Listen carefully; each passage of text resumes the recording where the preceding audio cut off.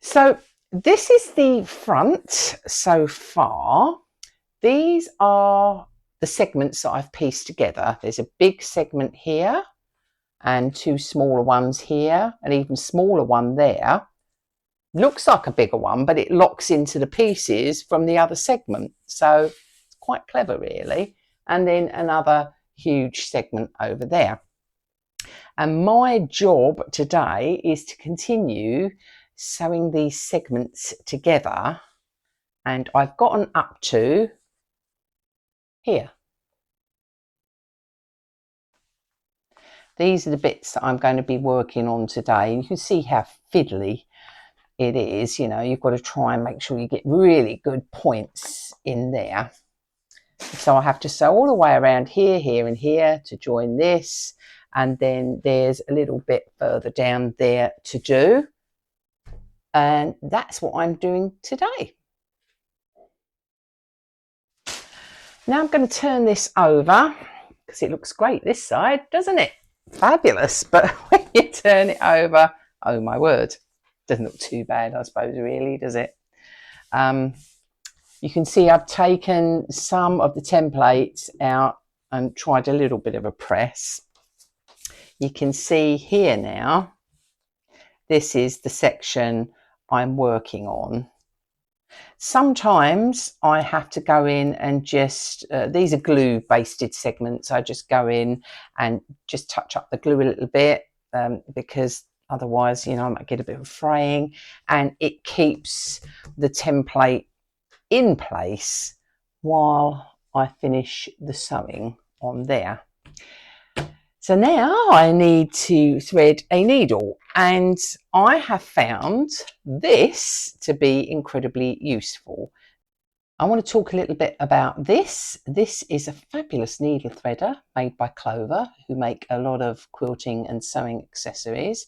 I'd forgotten I'd had this, and I bought it at a quilt show years ago, and there it was languishing around. And then I found it a few weeks ago, and I thought, well, why haven't I been using this before?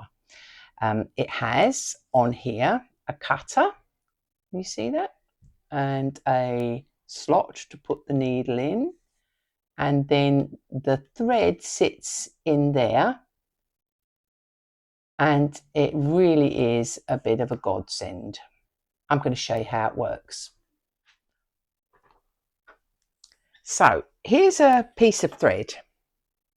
So the thread goes into this slot here, and then you press this little lever down here, let it go, you pull up the needle, and can you see there, you get a little loop.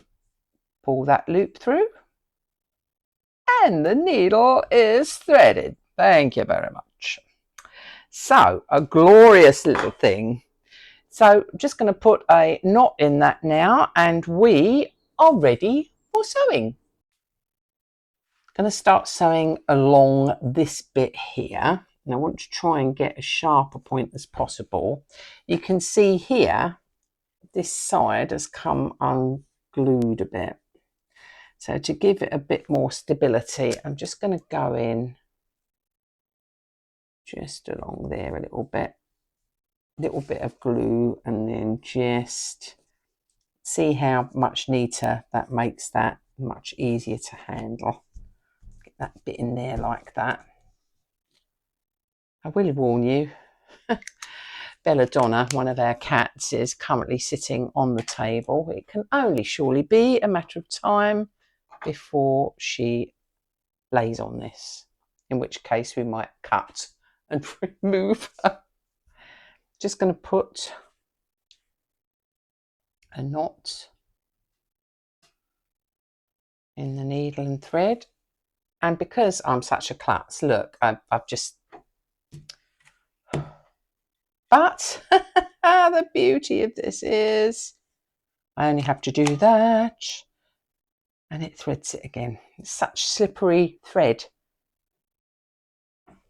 Right, so the area I'm going to be working on, you can see it's quite congested up here where several points meet.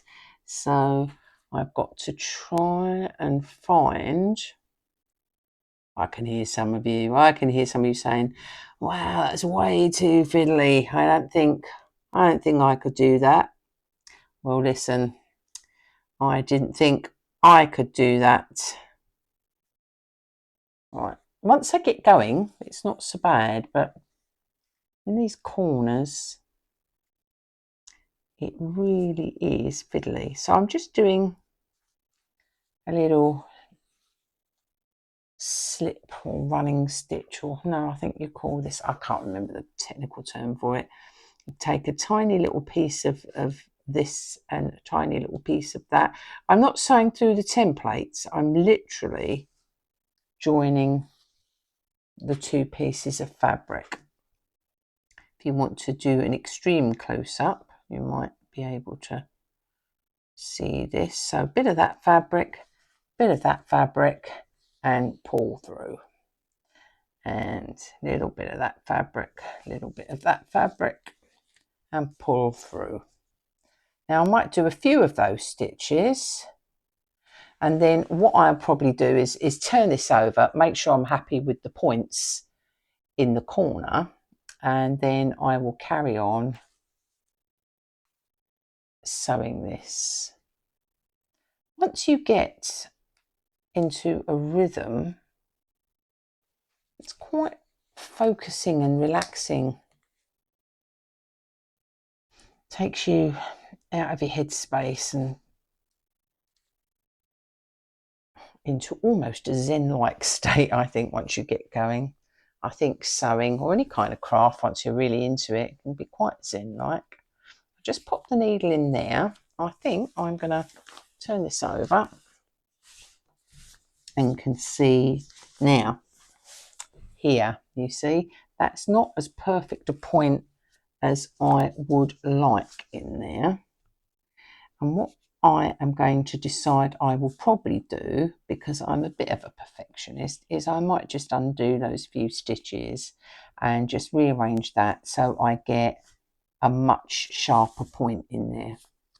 Or I could just decide, hey, you know, that will do. This is my problem. I am quite a perfectionist and I will fiddle about with those sorts of things. Now, turn it back over again. And yes, I'll probably think I will just take some of these stitches out. This is how easy it is to pull those out.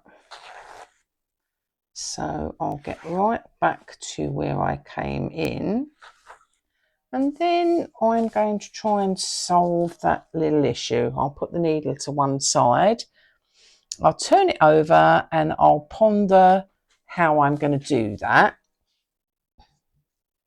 And then we'll come back to it when I've sewn a bit more.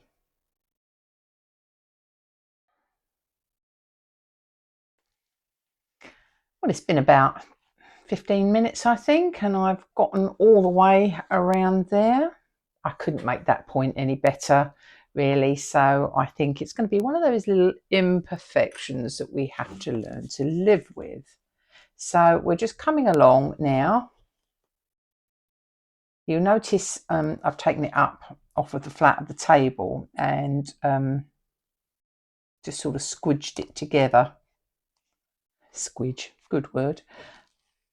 So I can just come along here, let's take a bit of that and a bit of that along here.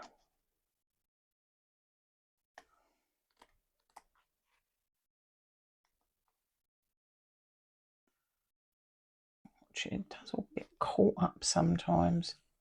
Oh. Caught up over the edge of other pieces, but anyway, so here we are. Getting that bit of cotton out of the way. In fact, I don't know what that is. I'm going to cut that off, get that out of the way. And then a bit of that. A bit of that. Oh, that's caught, see, that's caught around the edge of this. Caught around the edge of the flappy bit there. So one has to have a bit of patience, which is not my strong point. And yeah, carry on. So we're getting to the end of this bit now. So I want to get right up to the end of the point, which you can't really see that well. Like that. And I'm not going to bind this off at the end just yet, because I may at some stage attach something else to it. So for now, I'll take the needle out and then we'll turn this over. I need to press that out a bit. I've got a bit of a bump, there, but a good tip I learned off the quilter Angela Waters, who's quite a well-known quilter in the long arm quilting world. It's like, if you get a mass of fabric that makes it quite bulky where all the points meet, give it a good thump, you know, so nice rubber mallet or something heavy, you cover it and just bash the point down and it's much better. So I finished along here, along here, along here and along here, and I don't think we yet know what piece is going to join this bit together. That is something we have to go back to the quilting boards to have a look at. So I can spread this out now and we can see what we've done so far. So that's it for this video. I hope you enjoyed that. I would encourage you, if you're really into this sort of thing, to have a go. It's quite something.